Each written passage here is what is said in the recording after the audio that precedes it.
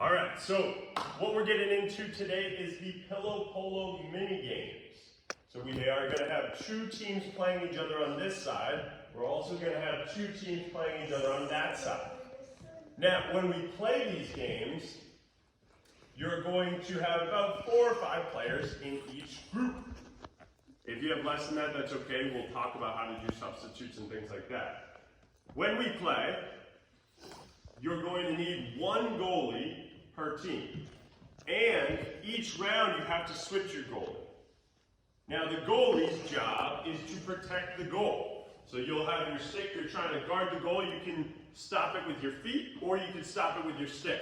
If the ball goes in the goal, so it touches the net and goes in the goal, if it's stuck, you can reach in and roll it out. If you throw it out, you automatically end up in the penalty box, so make sure it's low.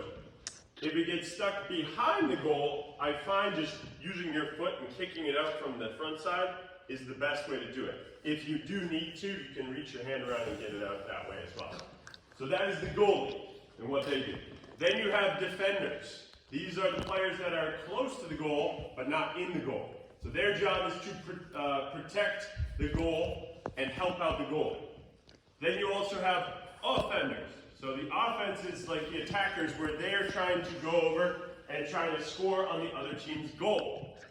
Now, when we're playing this game, there's really only 2 rules you need to follow. Number 1, you have to keep your stick below your waist.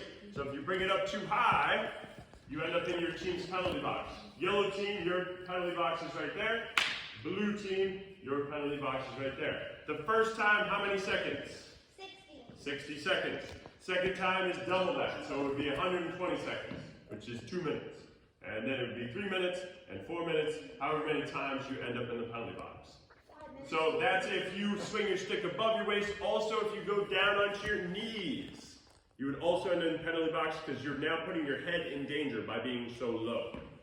So those are the key things that you need to remember and know about the Pillo-Pollo games. And last but not least, I will explain how we keep score. Some classes can handle doing this. Some classes cannot. And that's okay. If your group has trouble with the keeping score part, we just won't do it. So let me explain what happens to keep score, and then if you have trouble, what will happen. So if you score on the other team, the person that scores, so let's say I was on the yellow team and I just scored on blue. I come over to the bucket that has the blue and yellow balls. If I was on the yellow team, what color ball would I grab? Yellow. If I was on the blue team, what color ball would I grab? Blue. Okay, so I'm on the yellow team, so I grab the yellow ball, and then I bring it over, and I'm going to place it in what color striped bucket? What do you think? Yellow. Yellow bucket, right? So I pop it in there, and then I get back and I start playing again. I'm just backing again and playing. If you didn't score, but you saw someone score, and you put a ball in the bucket, your whole bucket gets dumped back into there. Okay? So you have to be the person that scored in order to put the ball in the bucket. Thumbs up if you got that. Okay? So can you put it in if you didn't score? No. No, you have to be the person that actually scored. And other than that, the only other reason we kind of stop the scorekeeping is if people get so focused on it and they just can't stop thinking about it. And they get what we call obsessive over the score. And it starts to cause people to be bad sports to each other. At that point, what I do is I just dump the buckets back into the big bins and just turn them over, and we just play. We're just playing. Because the game, ultimately, is just about fun anyway. Okay? So that's it. Questions? What if this one, doesn't keep score, but the other one is really great at it? Every team will be keeping score as we start. Okay? Especially my second and third graders, most of them can handle it. Kindergarten, first graders, sometimes we do less, right? Okay? Anything else? Yes? Can you just put since they're yellow, can't you just put their bucket over it? I could, but then I can't see it. So I don't know if they're putting the right amount. Because I'm watching the game. Yes? So the Stripe is for yellow players, bucket for the blue, stripe is blue players. Okay. That's it. Awesome. Let's get you set. Okay, now that we are set up, each side will have 2 balls. So I will be throwing out the big ball for each side. So each side will have 2 balls on there. And each round will be between 4 and 6 minutes. And you got to pick your goalies and get set up. Go for it. Pick your goalies and get set up.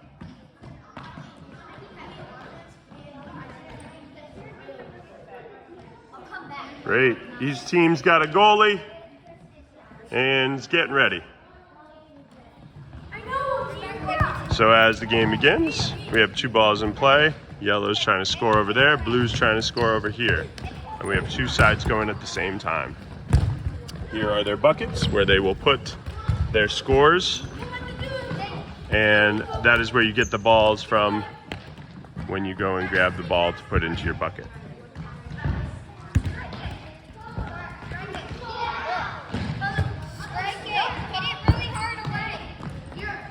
All right, and freeze. So put your sticks on your white lines and sit on your black lines, and we'll go through and check how you did.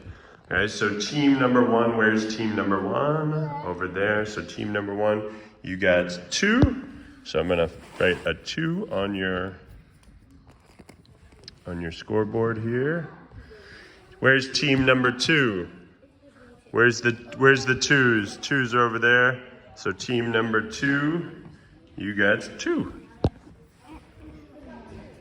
Where's team number 3? Right there, wonderful. And team number 3, you got 2. And team number 4, right there, has 1. Excellent. All right, so we'll keep it going. So in a moment, we're gonna switch it out again. And we need, so we've already made 1 switch so far, so now I'm gonna have the 1s and the 2s switch. So 1s, you're gonna go over and sit on that black line, 2s, you're gonna sit on that black line. Yep, we're gonna do that in 1 second. Yep, you can put it there, yep. All right, so we're gonna start the game in 30 seconds. So if you need a drink, you'll have 30 seconds to grab a quick drink.